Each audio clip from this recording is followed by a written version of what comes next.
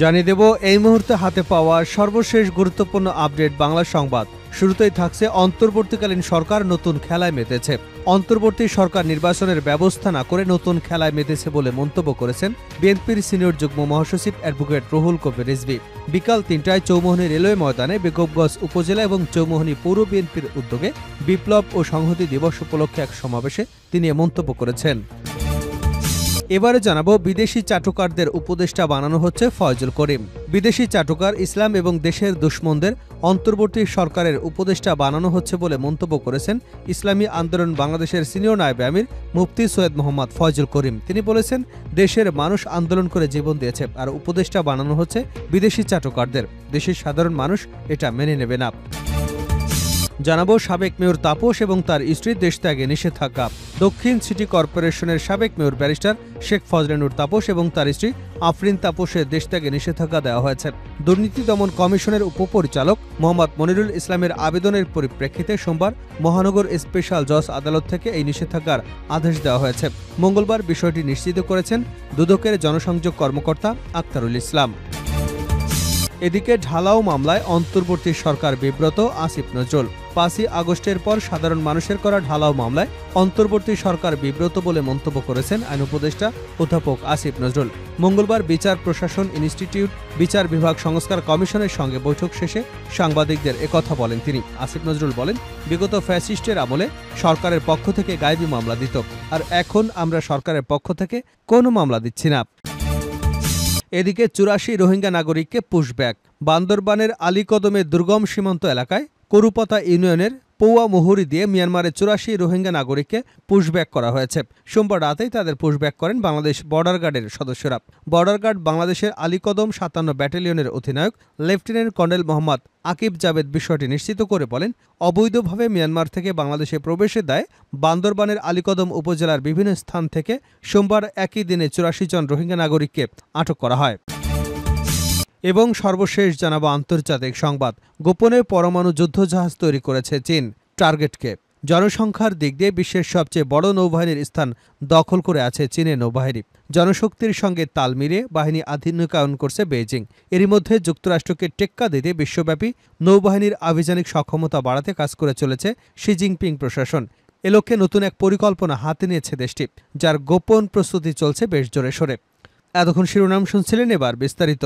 প্রিয় দর্শক, আপনি যদি এই চ্যানেলে নতুন হয়ে থাকেন, ভিডিওটি দেখতে দেখতে চ্যানেলটি সাবস্ক্রাইব করে আমাদের সঙ্গে থাকুন। আর এই ভিডিও সম্পর্কে আপনি আপনার মূল্যবান মতামতটি কমেন্ট বক্সে জানিয়ে দিন। আর হ্যাঁ প্রিয় দর্শক, জানিয়ে দিন ভিডিওটি কোথা থেকে দেখছেন।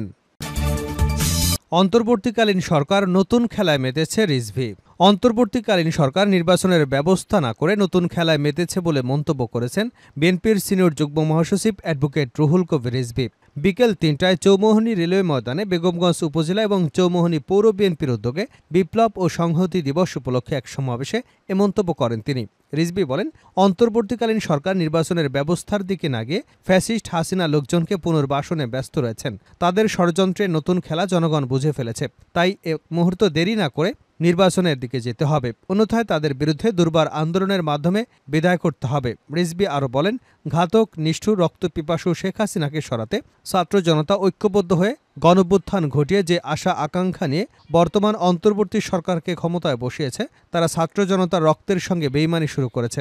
এতে জনগণ তাদেরকে কোনোভাবেই আর বিশ্বাস করতে পারছে না। তিনি আরও বলেন, বিগত হাসিনা সরকারের সিন্ডিকেট গোপনে নিত্য প্রয়োজনীয় পণ্য সামগ্রী মজুত করে অবৈধ উপার্জন করলেও রহস্যজনক কারণে এই সিন্ডিকেটের বিরুদ্ধে এ সরকার ব্যবস্থা নিতে তালবাহানা করছে। তাই সবকিছুর একমাত্র সমাধান হবে নির্বাচনের মাধ্যমে গণতান্ত্রিক সরকার গঠন করা। সেজন্য অনতিবিলম্বে নির্বাচন দিতে হবে। বরকতুল্লাহ বুলু বলেন, তারেক রহমানের নির্দেশে অতীতের মতো বিএনপি যে কোনো ত্যাগ স্বীকারে প্রস্তুত আছে। গত ১৭ বছর দলের হাজার হাজার নেতাকর্মী গুম খুন অপহরণের শিকার হয়েছেন। এজন্য ফ্যাসিস্ট হাসিনা এবং তার দোসরদেরকে বিচারের আওতায় এনে কঠিন শাস্তির ব্যবস্থা করতে হবে, অন্যথায় যে কোনো আন্দোলন সংগ্রাম গড়ে তোলা হবে। বিদেশি চাটুকারদের উপদেষ্টা বানাচ্ছে ফয়জুল করিম। বিদেশি চাটুকার ইসলাম এবং দেশের দুশ্মনদের অন্তর্বর্তী সরকারের উপদেষ্টা বানানো হচ্ছে বলে মন্তব্য করেছেন ইসলামী আন্দোলন বাংলাদেশের সিনিয়র নায়েবে আমির মুফতি সৈয়দ মোহাম্মদ ফয়জুল করিম। তিনি বলেছেন, দেশের মানুষ আন্দোলন করে জীবন দিয়েছে, আর উপদেষ্টা বানানো হচ্ছে বিদেশি চাটুকারদের। দেশের সাধারণ মানুষ এটা মেনে নেবে না।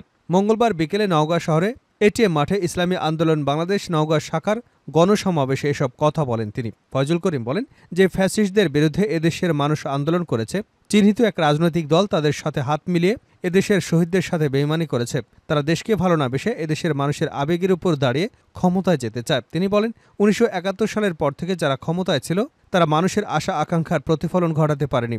শাসন, শোষণ, নির্যাতন, নিপীড়ন এবং লুটতরাজের মাধ্যমে দেশকে অস্থিতিশীল করে রেখেছিল।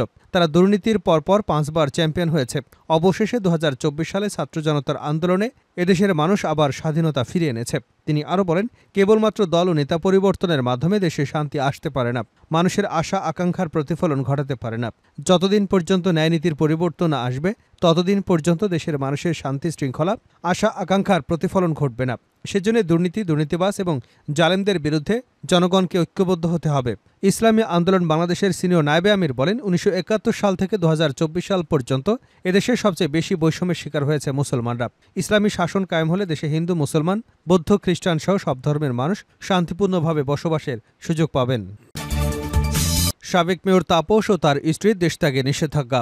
ঢাকা দক্ষিণ সিটি কর্পোরেশনের সাবেক মেয়র ব্যারিস্টার শেখ ফজলে নূর তাপস এবং তার স্ত্রী আফরিন তাপসের দেশত্যাগে নিষেধাজ্ঞা দেওয়া হয়েছে। দুর্নীতি দমন কমিশনের উপপরিচালক মোহাম্মদ মনিরুল ইসলামের আবেদনের পরিপ্রেক্ষিতে এ আদেশ দেওয়া হয়েছে। মঙ্গলবার বিষয়টি নিশ্চিত করেছেন দুদকের জনসংযোগ কর্মকর্তা আক্তারুল ইসলাম। আবেদনে বলা হয়েছে, অভিযোগে সংশ্লিষ্ট ব্যক্তিদের বিরুদ্ধে ক্ষমতার অপব্যবহার, নানা অনিয়ম, দুর্নীতির মাধ্যমে অর্থ আত্মসাৎ করে নিজ নামে এবং পরিবারের সদস্যদের নামে শত শত কোটি টাকা জ্ঞাত আয় বহির্ভূত সম্পদ অর্জনের অভিযোগটির অনুসন্ধান চলমান রয়েছে। অভিযোগ সংশ্লিষ্ট ব্যক্তিরা দেশ ছেড়ে বিদেশে পলায়ন করতে পারেন বলে বিশ্বস্ত সূত্রে জানা গেছে। অভিযোগের সুষ্ঠু তদন্তের স্বার্থে তাদের বিদেশ গমন রোহিত করা একান্ত প্রয়োজন। গত অক্টোবরে তাপসের বিরুদ্ধে অনুসন্ধান শুরু করে দুদক। ৩রা নভেম্বর সাবেক মেয়র ব্যারিস্টার ফজলে নূর তাপসকে জিজ্ঞাসাবাদের জন্য তলব করা হয়েছিল, তবে তিনি হাজির হননি। বিভিন্ন সূত্রে জানা যায় তিনি দেশত্যাগ করেছেন। তার বিরুদ্ধে অভিযোগ, টেন্ডার, ইজারা, নিয়োগ, দোকান বরাদ্দসহ অসংখ্য কাজ করে তিনি আত্মীয় স্বজন এবং তার সিন্ডিকেটের মাধ্যমে শত শত কোটি টাকা হাতিয়ে নিয়েছেন। ঢালাও মামলায় অন্তর্বর্তী সরকার বিব্রত, আসিফ নজরুল। ৫ই আগস্টের পর সাধারণ মানুষের করা ঢালাও মামলায় অন্তর্বর্তী সরকার বিব্রত বলে মন্তব্য করেছেন আইন উপদেষ্টা অধ্যাপক আসিফ নজরুল। মঙ্গলবার বিচার প্রশাসন প্রশিক্ষণ ইনস্টিটিউটে বিচার বিভাগ সংস্কার কমিশনের সঙ্গে বৈঠক শেষে সাংবাদিকদের একথা বলেন উপদেষ্টা। আসিফ নজরুল বলেন, বিগত ফ্যাসিস্ট আমলে সরকারের পক্ষ থেকে গায়েবী মামলা দিত, আর এখন আমরা সরকারের পক্ষ থেকে কোনো মামলা দিচ্ছি না। সাধারণ লোকজন, ভুক্তভোগী লোকজন, রাজনৈতিক প্রতিপক্ষ তারা অন্যদের ব্যাপারে ঢালাও মামলা দিচ্ছে। এটা আমাদের অত্যন্ত বিব্রত করে। আমরা অনেক ধরনের আইনি সংস্কার পদক্ষেপ নেওয়ার কথা ভাবছি। আমাদের প্রত্যাশা আইনগতভাবে কিভাবে জিনিসটা মোকাবেলা করা যায়। উচ্চ আদালতে বিচারক নিয়োগে আইন করা হবে জানিয়ে উপদেষ্টা বলেন, পরবর্তী সময়ে উচ্চ আদালতে যে বিচারক নিয়োগ হবে এটা আমরা একটা আইনের মাধ্যমে করতে চাচ্ছি। এ দাবি সমাজে বহুদিন যাবত আছে। ২০০৮ সালে একটা আইন তৈরি করা হয়েছিল। ফ্যাসিস্ট সরকার এসে ওটাকে আবার আইনে রূপান্তরিত করেনি। আমরা ওই আইনটাকে আরও বেশি যুগোপযোগী করার সহায়তা চেয়েছি। বিচার বিভাগ সংস্কার কমিশনের কাজের অগ্রগতি সম্পর্কে আসিফ নজরুল বলেন, উনারা যেভাবে কাজ আগাচ্ছেন আমি খুবই আশাবাদী। ওনারা যেরকম একটা বিচার বিভাগ প্রতিষ্ঠার লক্ষ্য নিয়ে কাজ করে যাচ্ছেন বা স্বপ্ন দেখাচ্ছেন, এটা যদি সত্যি করা যেত তাহলে সম্ভবত আমাদের বিচারাঙ্গনের সমস্যা যা আছে সেগুলো আর থাকতো না। শেষ করছে আন্তর্জাতিক সংবাদ দিয়ে। গোপনে পরমাণু যুদ্ধজাহাজ তৈরি করছে চীন, টার্গেটকে। সেনা সংখ্যার দিক দিয়ে বিশ্বের সবচেয়ে বড় নৌবাহিনীর স্থান দখল করে আছে চীনের নৌবাহিনী। জনশক্তির সঙ্গে তাল মিলিয়ে বাহিনীর আধুনিকায়ন করেছে বেইজিং। এরই মধ্যে যুক্তরাষ্ট্রকে টক্কর দিতে বিশ্বব্যাপী নৌবাহিনীর আভিযানিক সক্ষমতা বাড়াতে কাজ করে যাচ্ছে শি জিনপিং প্রশাসন।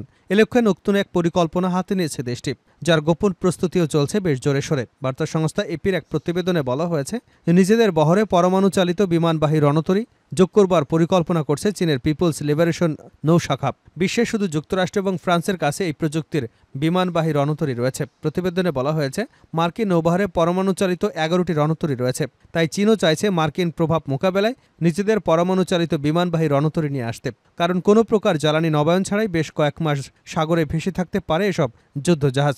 বর্তমানে চীনের 3টি বিমানবাহী রণতরী রয়েছে। চতুর্থ বিমানবাহী রণতরীর কাজ শেষ করেছে দেশটি। তবে এটি পরমাণু কিনা, প্রচলিত জ্বালানি চালিত হবে কিনা তা নিশ্চিত নয়। বলা হচ্ছে, এই রণতরীর জন্য ইতিমধ্যেই পারমাণবিক চুল্লির একটি প্রোটোটাইপ তৈরি করা হয়েছে।